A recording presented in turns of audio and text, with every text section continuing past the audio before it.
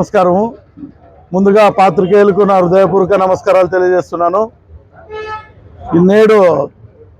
December 3, 12, 2025 రోజున ప్రతి సంవత్సరం అంతర్జాతీయ వికలాంగుల దినోత్సవం జరుపుకుంటున్నటువంటి ప్రతి దివ్యాంగుడికి దివ్యాంగురాలకి నా హృదయపూర్వక నమస్కారాలు తెలియజేస్తున్నాను, శుభాకాంక్షలు తెలియజేస్తున్నాను. గతంలో ఎన్నడూ లేని విధంగా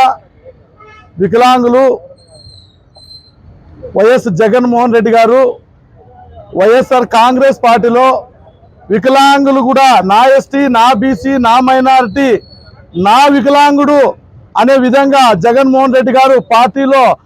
జగన్మోహన్ రెడ్డి గారికి హక్కున చేర్చుకుంటూ నేనున్నాను, మీకు అందరికీ దివ్యాంగులకి ఎక్కడా కూడా మీరు అవమానించబడ్డా,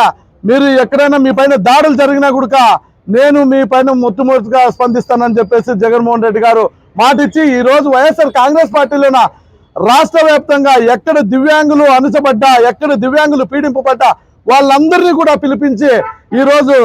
పార్టీలో సముచిత స్థానం కల్పించినటువంటి జగన్మోహన్ రెడ్డి గారికి నా హృదయపూర్వక నమస్కారాలు తెలియజేస్తున్నాను. ఎందుకంటే గతంలో ఎన్నో ప్రభుత్వాలు వచ్చాయి, ఎన్నో పార్టీలు వచ్చాయి. ఏ పార్టీ కూడా దివ్యాంగులను హక్కును చేర్చుకొని ఏ పార్టీ కూడా అవి దివ్యాంగులు అయితే మాకేం లేదు, దివ్యాంగుల పార్టీలో ఉంటే మాకేమొస్తుంది, దివ్యాంగులు వచ్చి ఏమన్నా బూత్కి వచ్చి ఓటు వేస్తారా అన్నటువంటి సందర్భాలు గతంలో చూసాము. కానీ వైఎస్ జగన్మోహన్ రెడ్డి గారు ఒక పార్టీలోన సముచిత స్థానం కల్పించి మీకు ఎట్టి పరిస్థితుల్లోన ఏం అన్యాయం జరుపుకోకుండా మీకు పార్టీ పెద్ద దిక్కుగా ఉంటుందని చెప్పేసి జగన్మోహన్ రెడ్డి గారు అన్నారు. అదే విధంగానే అన్న మాటని నిలబెట్టుకొని పార్టీలో ప్రతి ఒక్క దివ్యాంగుడికి దివ్యాంగురాలకి క్యాడర్లు ఇచ్చి పార్టీ కోసం పనిచేయండి, భవిష్యత్తులో మీకు కూడా